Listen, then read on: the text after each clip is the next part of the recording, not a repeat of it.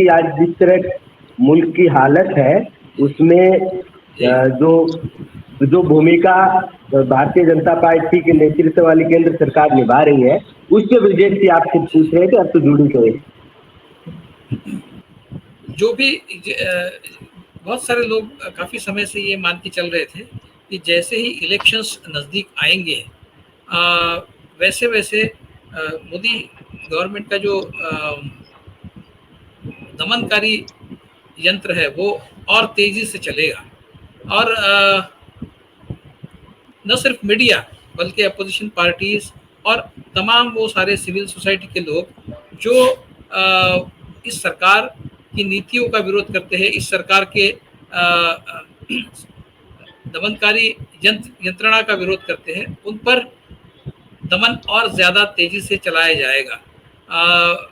इस तरह से बहुत सारे लोग पहले से ही सोच रहे थे और वो बिल्कुल सच होता हुआ हम देख रहे हैं। सबसे पहले तो मतलब 2014 में जब मोदी जी आए उस समय मीडिया पर जिस तरह से उन्होंने शिकंजा कसा, पहले दो उनके टारगेट्स थे, मीडिया और सिविल सोसाइटी। तो देखिए जैसा जैसा इलेक्शन नजदीक आएगा 2024 का, वैसे वैसे मोदी सरकार का जो दमनकारी शासन है वो और ज्यादा दमनकारी होगा। इस तरह का कयास बहुत सारे लोग पहले से ही लगा रहे थे और जो सच होता हुआ हमें दिखाई दे रहा है। जहाँ तक मीडिया का सवाल है, मैं आपको बता सकता हूँ 2014 में जब मोदी सरकार सत्ता पर काबिज हुआ, उसके बाद बिल्कुल शायद कुछ महीनों के अंदर ही राष्ट्रीय स्वयंसेवक संघ की प्रतिनिधि सभा नागपुर में हुई थी, जो एक 3 साल में एक बार जो होती है महत्वपूर्ण एक प्रतिनिधि सभा, जहां पर नई टीम का चयन किया जाता है।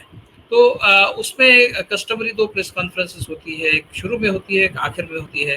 तो उस एक प्रेस कॉन्फ्रेंस के दौरान एक वरिष्ठ आरएसएस के नेता के साथ मेरी बात हो रही थी। मैंने उनसे पूछा कि भाई आपको क्या लगता है किस तरह से मोदी सरकार का काम कैसे चल रहा है अभी? तो मेरे ख्याल से कुछ 1 साल भी नहीं हुआ था मोदी सरकार की सत्ता में आने के बाद, 1 साल भी नहीं हुआ था।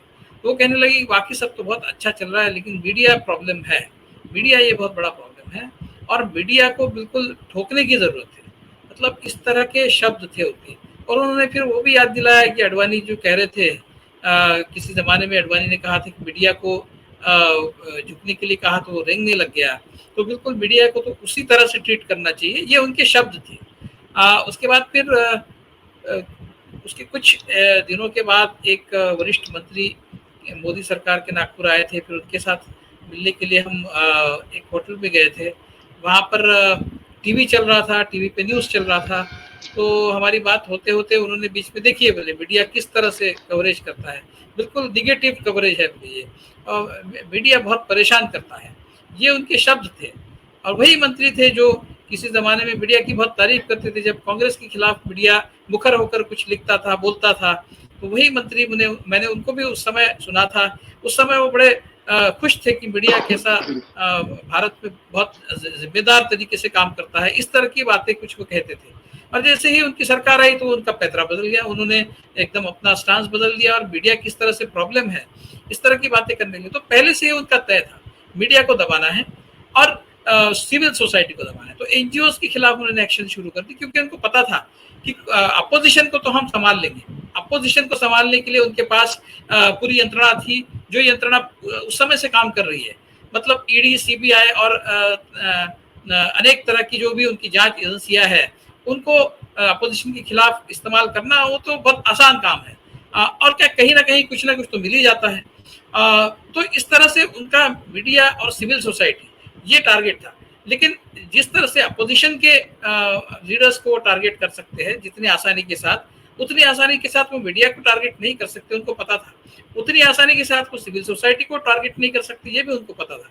इसलिए उन्होंने बहुत सिस्टमेटिकली, जैसा अभी इन्होंने कहा, मोदी जी ने कहा था कि मीडिया के बारे में मेरा अभ्यास कम रहा, तो उन्होंने फिर वो उसकी पूर्ति जो है, वो जो भी उनकी कमी थी उसकी पूर्ति उन्होंने सत्ता में आने के बाद की। और वो इस तरह से की कि जो मेन स्ट्रीम मीडिया है उसमें से 90% मीडिया तो उन्होंने डरा धमका कर या फिर जो भी है, जिस तरह के भी एक ये दिए जाते हैं, ब्राइब्स दिए जाते हैं, पैसा दिया जाता है, एडवर्टीजमेंट दिया जाता है, ऐसे कई तरीके का इस्तेमाल करके उन्होंने 90% करीब करीब विजुअल मीडिया और प्रिंट मीडिया ये अपने तरफ कर लिया।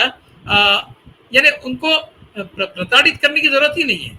मतलब उनको अगर आपने डरा धमका कर अपने तरफ कर लिया और पैसा देकर अपनी तरफ कर लिया, फिर प्रताड़ित करने की जरूरत नहीं है। प्रताड़ित करने की जरूरत सिर्फ उस मीडिया के लिए है जो मीडिया उनकी बात नहीं मानता है, जो मीडिया उनको सवाल करता है। इस तरह से जो फिर ये मेन स्ट्रीम मीडिया से जो पत्रकार जो सरकार को फिर भी सवाल पूछना चाहते थे, जो मेन स्ट्रीम मीडिया से बाहर निकलकर यूट्यूब चैनल पे चले गए, जैसे आपका चैनल है, तो उनको फिर अभी ये जो आखिरी स्टेज है जब इलेक्शन होने जा रहा है, इस स्टेज में जबकि पिछले 2 सालों से करीब करीब यूट्यूब पर अल्टरनेटिव मीडिया एक जो बहुत मुखर होकर बात कर रहा है, बहुत स्ट्रांग एक मीडिया बनकर उभरा है, वो अभी इनके लिए समस्या बन गया है क्योंकि उसको सोशल मीडिया पर बहुत ज्यादा फॉलोइंग मिल रहा है, ये उनको पता है। इसलिए अभी वो इन लोगों के पीछे पड़ गए हैं।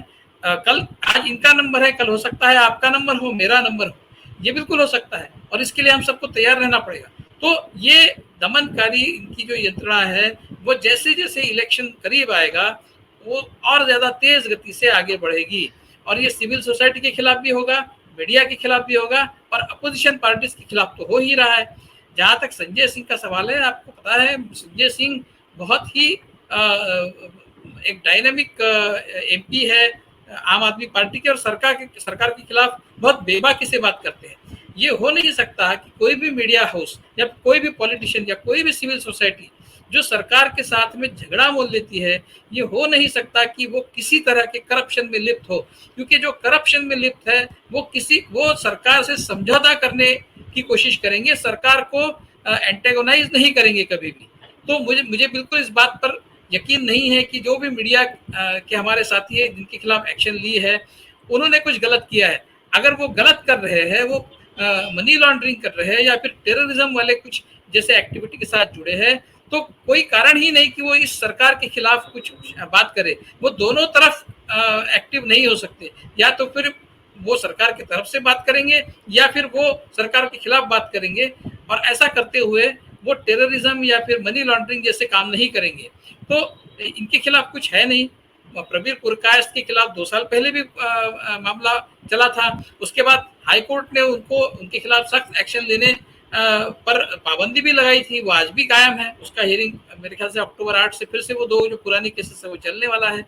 उसी तरह से संजय सिंह का जो केस है वो सिर्फ उस व्यक्ति को बहुत अच्छे से जानते थे, कोई अरोरा नाम का व्यक्ति है जिनको उन्होंने इंट्रोड्यूस किया था मनीष सिसोदिया से, और उसके बाद फिर वो जो लिकर स्कैम वाला केस चला, तो वो जो अरोरा है वो कोई रेड्डी नाम के दूसरे व्यक्ति है, वो अप्रूवर बनने के लिए तैयार हो गए, और उसके बाद फिर अभी ये संजय सिंह के खिलाफ केस चला है। आज तक तो कुछ नहीं था। तो इस तरह से किसी भी तरह से इन्वॉल्व करना किसी को भी जिसका कोई उसमें इन्वॉल्वमेंट ना हो, उसको उसमें इम्प्लीकेट करना किसी भी तरह से, और उस केस को लॉजिकल एंड तक नहीं ले जाना। मतलब जरूरत नहीं है कि उनके खिलाफ कोई चार्ज प्रूव हो, बस उनको जेल में डाल देना है। महाराष्ट्र के मंत्री अनिल देशमुख, उनको 100 करोड़ का उनके ऊपर लांछन लगाकर उनको जेल में डाला, 14 महीने जेल में रखा, कुछ नहीं मिला, छोड़ दिया। 1 करोड़ का कुछ अनअकाउंटेड मनी मिला, वो तो किसी के घर में भी हो सकता है। इतना सारा अकाउंट पैसे हर कोई रखता नहीं है ठीक से। 1 करोड़ के अमाउंट के लिए 14 महीने जेल में बेवजह उनको रखा गया।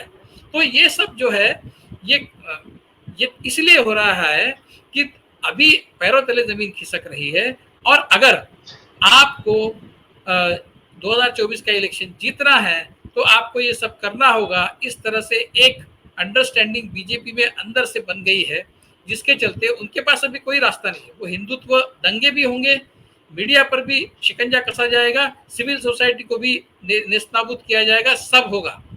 लेकिन अगर कहीं अंदर से लोगों ने अपना मन बना लिया है तो बीजेपी को इसका फल भुगतना पड़ेगा 2024 में, मुझे ऐसा लगता है। विवेक देशपांडे जी, हम लोग ये कहते हैं, बार बार कहते हैं कि भारतीय जनता पार्टी एक नकारात्मक राजनीति करती है, और उस नकारात्मकता की भावना को ही ये ज्वार ला करके देश में वो सत्ता में आने में सफल रही है। साथ में मोदी जी के तमाम कथित पॉजिटिव कामों की भी बात होती है, जिनका वास्तविक फायदा कभी पब्लिक को मिलता नहीं दिखा।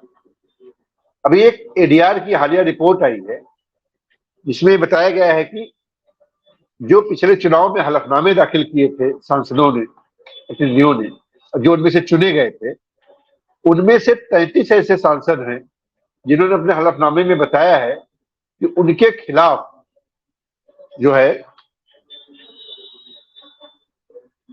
नफरती भाषण या नफरत फैलाने के मुकदमे दर्ज हैं। 33 सांसद एग्जिस्ट करते हैं। जो प्रत्याशी थे उनमें बहुत सारे लोग थे तो चुनाव नहीं जीते। इन जो चुनाव जीते हैं उनमें से 33 लोग ऐसे हैं जिनके खिलाफ नफरती भाषण देने का मामला है। अगर विधायकों की भी संख्या इसमें मिला ली जाए तो कुल 107 ऐसे जनप्रतिनिधि देश में हैं जिनके खिलाफ आज की डेट में, मतलब पिछले इलेक्शन तक, नफरती भाषण के मामले दर्ज थे। इन 33 सांसदों में से अकेले 22 सांसद भारतीय जनता पार्टी के, जिनके खिलाफ नफरती भाषण का मामला दर्ज है। और इससे ये कोई एक व्यक्तिगत एजेंडा नहीं था कि किसी ने नफरती भाषण दे दिया और उसके खिलाफ मुकदमा दर्ज हो गया। यह दर्शाता है कि भारतीय जनता पार्टी नफरती भाषण देने वाले लोगों को इसलिए पसंद करती है कि नफरत उसकी राजनीतिक प्रचार प्रसार का एक एजेंडा, वह लोगों में मुसलमानों के प्रति, कांग्रेस के प्रति, तो जिन समूहों को भी नहीं पसंद करती है उनके खिलाफ एक नफरत की भावना भड़का करके लोगों को अपने साथ जोड़ने का काम करती रही। ऐसे में आज की डेट में क्या जो नफरती माहौल के चलते भारतीय जनता पार्टी के साथ जुड़े हैं लोग, उनको इन चीजों से फर्क पड़ता है कि सरकार कितना करप्ट है, कितना झूठ बोल रही है, कितना किसी व्यक्ति को फायदा पहुंचा रही है, अंतरराष्ट्रीय रिश्तों में कितना खराब माहौल पैदा कर दिया है। क्योंकि वो तो अभी भी यही बात कर रहे हैं, मुसलमानों को ठीक कर दिया है, कांग्रेस को औकात में ला दिया है, विपक्ष को बोलने नहीं देते हैं, आम आदमी पार्टी के लोगों को जेल में ठूस दिया है। दे आर हैप्पी, उनकी टिप्पणियां पड़ी ऐसे लोग हैं। आपको लगता है कि जो माहौल बन रहा है, जो माहौल बदल रहा है, उससे नफरती लोग जो हैं उनकी भी फीलिंग में कोई बदलाव आएगा या उनके अंदर नफरत का ज्वार वैसा ही पैदा होता रहेगा? जी, ये बहुत अहम सवाल है। देखिए, जिस तरह का वातावरण 2014 के बाद देश में बनाया गया, बहुत दुखद बात यह है उसमें कि ज़्यादातर हिंदू जो है, मतलब हम बीजेपी संघ परिवार का एजेंडा क्या है, तो रामचंद्र गुहा जो है वो कहते हैं कि आरएसएस की फिलॉसफी जो है या फिर जो भी आइडियोलॉजी है उसको सिर्फ 5-6 शब्दों में उसका वर्णन किया जा सकता है। और वो उन्होंने वर्णन ऐसा किया है कि we will show Muslims their place, we will show Muslims their place. 5 शब्दों में, अगर वी और विल आपने अलग अलग लिखा तो 6 शब्दों में, बस इतना ही है। बाकी आरएसएस, संघ परिवार, बीजेपी को कुछ करना नहीं है, मुसलमानों को ठीक करना है। अब ठीक करना है क्या है? मुसलमान खराब है, बिगड़े हुए इसलिए ठीक करना है, क्या है? तो इनका जो मुसलमानों के प्रति और माइनॉरिटीज के प्रति, पर्टिकुलरली मुसलमानों के प्रति जो इनका रवैया है, इनकी पूरी जो आइडियोलॉजी की नींव जो है वो माइनॉरिटीज के प्रति विद्वेष और माइनॉरिटीज को प्रताड़ित करना, इसके अलावा कुछ नहीं है। गोलवलकर जो है उनकी किताब में लिखा है, कम्युनिस्ट, क्रिश्चियन और मुस्लिम ये हमारे सबसे बड़े शत्रु हैं और हमारा जो लक्ष्य है उसका रास्ता कहीं हिटलर के रास्ते से जाता है, इस तरह का भी उन्होंने लिख के रखा है। तो ये जिनकी आइडियोलॉजी हो उनसे हम क्या अलग अपेक्षा कर सकते हैं? उनसे ये अपेक्षा कर सकते हैं। अब जो कुछ भी विकास वगैरह की ये बात करते हैं तो वो कहाँ विकास हुआ है, क्या विकास हुआ है? आप देखिए वंदे भारत ट्रेन जो है उसको वो अपने स्पीड में चले, उसका रास्ता साफ हो, उसका रास्ता क्लियर हो, इसलिए बाकी जो हाई स्पीड ट्रेन है उनकी स्पीड कम कर दी गई है। ये है इनका विकास का मॉडल। तो क्या मतलब बाकी ट्रेन जो है वो लेट पहुंचेगी, वो चलेगा, लेकिन वंदे भारत ट्रेन जो है वो बराबर अपने समय, यानी फिर उसका ब्रांडिंग, उसका एडवर्टाइजमेंट, उसको ये सब मतलब एक इलेक्शन के कैंपेन में इस्तेमाल कर सके। ये सब जो है दुखद बात ये है कि ज्यादातर हिंदुओं को फर्क नहीं पड़ता कि मुसलमानों के साथ क्या हो रहा है। ये आज की बहुत दुखद सच्चाई है।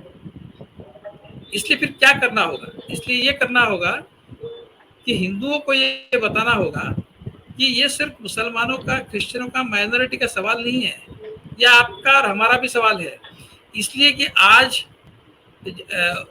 उनका विरोध मुसलमानों से ज्यादा उन हिंदुओं के प्रति है जो मुसलमानों को या फिर माइनॉरिटीज की बात करते हैं, माइनॉरिटीज के प्रोटेक्शन की बात करते हैं, माइनॉरिटीज के ह्यूमन राइट्स की बात करते हैं। ऐसे जो हिंदू है वो इनके ज्यादा बड़े टारगेट है। आप देखिए जो 4 बड़े इंटेलेक्चुअल्स का हमारे देश में खून हुआ, दाभोलकर से लेके वो जो महिला पत्रकार थी बंगलोर में जिसका खून हुआ, वो सारे कौन थे? वो हिंदू थे। गोडसे ने किसको मारा? जीना को नहीं मारा, गोडसे ने गांधी को मारा। तो इनके टारगेट जो है वो मुस्लिम नहीं है, मुस्लिम से ज्यादा इनके टारगेट वो हिंदू है जो सेक्युलरिज्म की बात करते हैं, जो सर्वधर्म संभाव की बात करते हैं, जो हिंदू सुप्रीमेसी को विरोध करते हैं। ये हिंदू जो है, ऐसे हिंदू इनके बड़े टारगेट है।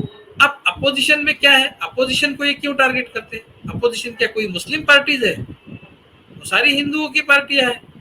तो ये कहां से हिंदुओं के पक्षधर रहे? ये तो बिल्कुल हिंदुओं के शत्रु है। तो मुसलमानों को क्या हो रहा है, मुसलमानों के प्रति क्या हो रहा है, उनको क्या नुकसान हो रहा है, वो किस तरह से प्रताड़ित हो रहे हैं, क्रिश्चियन लोग किस तरह से प्रताड़ित हो रहे हैं, ये रहने दीजिए आप एक तरफ। ऐसा कहने का बहुत ही दुखद है ये, लेकिन ऐसे कहने की बारी आई है, ये बताने की बारी आई है कि आप अपना हिंदू, अपना हित भी देखिए पहले। ये हिंदू के हितैषी नहीं है, ये हिंदुओं की भी हितों के खिलाफ है। क्योंकि कल ऐसा समय आएगा, ये 2024 में चुनकर आएंगे, तो आप देखिए 4-5 साल में तालिबान जैसा वातावरण बनेगा। आपको क्या पहनना है, आपकी बहू बेटी क्या पहनती है, वो मंदिर में जाती है तो कौन सा कपड़ा पहनना चाहिए, फिर आप हफ्ते में एक बार मंदिर आप कंपल्सरीली आपको जाना होगा, आपको उस समय धोती पहननी होगी, आपको टीका लगाना होगा। इस तरह की बातें आएगी, इस तरह की बातें आएगी, और ये बिल्कुल बिल्कुल तय है, इस तरह की बातें आने वाली है। तो हिंदुओं को भी ये समझना जरूरी है, आपका बेटा क्या पढ़ेगा, क्या सीखे, ये क्या नहीं पढ़ेगा, फिल्में किस तरह की रहेगी, फिल्मों में क्या कंटेंट रहेगा, क्या नहीं रहेगा। ये सब तालिबान फिल्में मतलब किसी सिर्फ देश प्रेम वाली फिल्में बनेगी, बाकी लव स्टोरीज या फिर आपको दूसरे कोई विषय लेकर आप फिल्में नहीं, सिर्फ देश प्रेम, सिर्फ ओतप्रोत जो फिल्में हैं वही बनेगी। कश्मीर फाइल्स, केरला फाइल्स, इस तरह की फिल्में बनेगी। इस तरह के निर्बंध आने वाले हैं, ये हिंदुओं को समझना होगा। मुसलमानों के साथ क्या हो रहा है या आपको इसकी चिंता हो ना हो, आप खुद अपनी चिंता तो कम से कम करें, क्योंकि आपके भी जो जीवन है, आपके जीवन में भी एक काला अंधेरा आने वाले कुछ सालों के बाद छाने वाला है। ये आप बात तय समझिए, तय मानिए इस बात को, और फिर बीजेपी के साथ क्या करना है इलेक्शन में, ये देखिए। एक आखिरी बात कहूंगा, अपोजिशन के खिलाफ तो बीजेपी का जो रुख है हमको पता है, लेकिन ये इतने दमनकारी है कि अपोजिशन तो ठीक है, फिर भी अपोजिशन है, लेकिन इनकी अपनी पार्टी में इनकी जो दहशत है, जो ऊपर के बैठे हुए 2-3 लोग हैं, उनकी अपने पार्टी में ही जो हिंदुत्ववादी पार्टी है, जिनके एमपी हिंदुत्ववादी है, संघ को भी किस तरह से ट्रीट करके रखा है देखिए आप। तो इनके अपने पार्टियों में, अपने संघ परिवार में ही इनकी इतनी दहशत है, तो ये बाहर वालों को क्या बख्शेंगे? इनके पार्टी में ही इनको कोई इनके खिलाफ कुछ बोल नहीं सकता। तो ये दहशतगर्दी का माहौल है, ये माफिया राज जैसा चल रहा है। ये जितना जल्दी लोग समझे उतना इस देश के लिए अच्छा होगा, जितना जल्दी हिंदू समझे इस बात को उतना इस देश के लिए, हिंदुओं के लिए भी अच्छा होगा। माइनॉरिटीज का आपको कोई चिंता नहीं, जाने दीजिए, बहुत दुखद है, वो होना चाहिए आपको चिंता, लेकिन नहीं है तो कम से कम अपनी चिंता तो करिए। ऐसा बताने का अभी समय आ गया है ब्रजेश जी।